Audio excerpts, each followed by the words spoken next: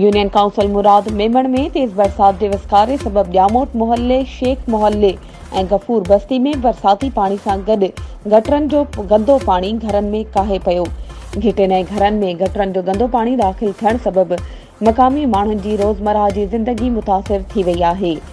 उन मौक़े ते समाजी अॻवाननि मोहम्मद बख्श ॼामोट सहाफ़ियुनि सां ॻाल्हाईंदे चयो त असांजे पाड़े जूं घिटियूं ऐं घरनि में गटर जे गंदे पाणी में ॿुॾण ऐं गंदे पाणी जे धप सबब सख़्त तकलीफ़ुनि खे मुंहुं ॾेई रहिया आहियूं।